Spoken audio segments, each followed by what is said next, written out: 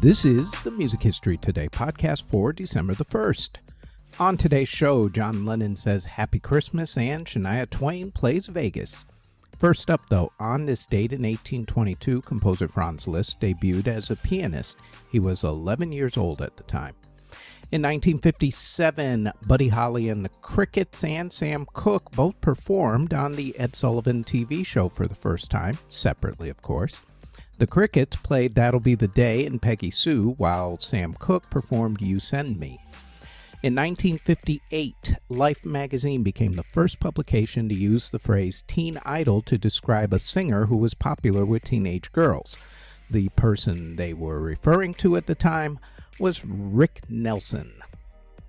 In 1994, a manuscript written by composer Robert Schumann for his Second Symphony sold at an auction for $2.3 million. In 1995, a Frank Sinatra memorabilia auction made over $2 million. In 1997, jazz violinist Stefan Grappelli passed away at the age of 89.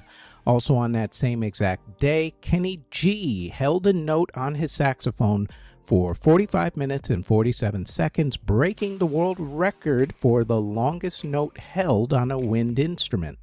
That record, by the way, stood for 20 years until Nigerian saxophonist and also the son of Afrobeat pioneer Fela Kuti, Femi Kuti, shattered the record in 2017 at 51 minutes and 35 seconds.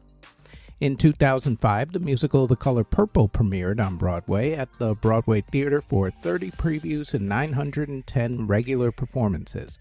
It was nominated for 11 Tony Awards, with LaChanze winning the Tony Award for Best Actress in a Musical.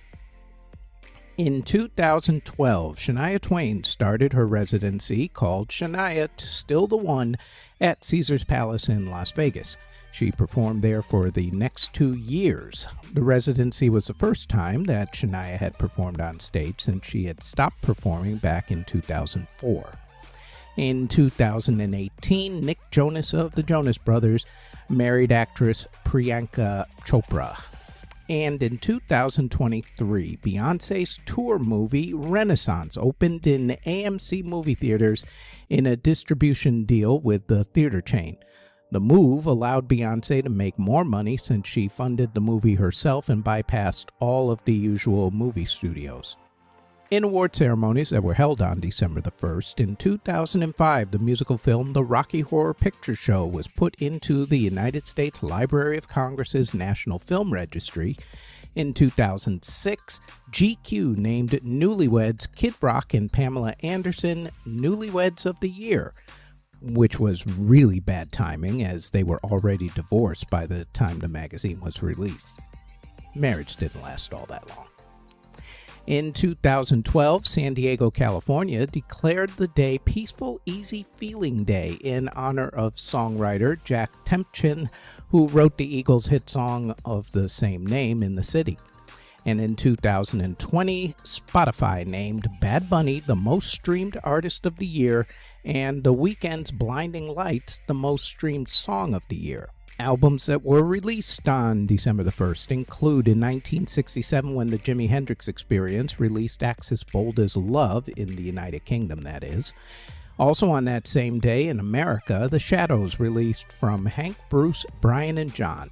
In 1968, the Monkees released Head. In 1972, Elvis Presley released Separate Ways. In 1973, Jim Croce released I Got a Name. Coco Taylor released Southside Lady live in the Netherlands in 1973, and Black Sabbath released Sabbath Bloody Sabbath. In 1975, Black Sabbath was at it again, this time releasing We Sold Our Soul for Rock and Roll, but only in the UK on that date.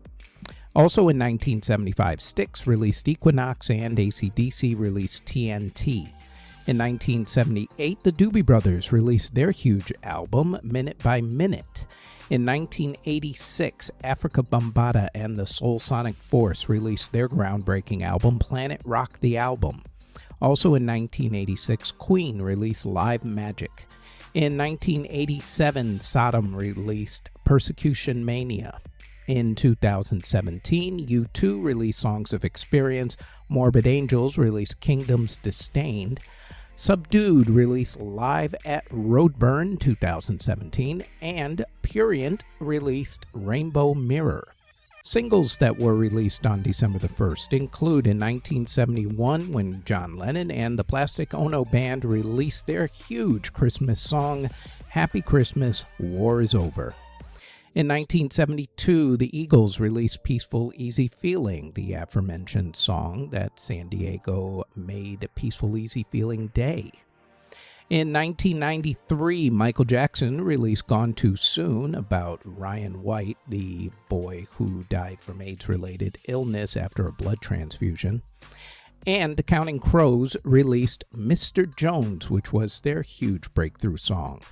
Before we continue, we'd like to tell you that we've started Season 2 of the Music History In-Depth podcast, where we go more in-depth on some of the events that we mention on this particular podcast. The Music History In-Depth podcast drops every Tuesday on this podcast network. Now, back to the Music History Today podcast. Artists who were born on December the 1st include singer and actress Janelle Monáe. Also singer and actress Zoe Kravitz. Entertainer extraordinaire, the divine Miss M, Miss Bette Midler. Broadway star Mary Martin. Brad Delson of Linkin Park. Tyler Joseph of 21 Pilots. Stuart Kimball of Face to Face. Singer-songwriter Julie Cruz, who wrote the theme song for Twin Peaks. Bassist Jaco Pastorius of Weather Report, considered the greatest bassist to ever live, and I'm not going to disagree with that. The man was a monster. Singer Billy Paul, singer Lou Rawls, musician Sandy Nelson, Dee Dee Lennon of the Lennon Sisters, Eric Bloom of Blue Oyster Cult, John Densmore of The Doors, Richard Dangle of the Fabulous Wailers, and composer Dorothy James.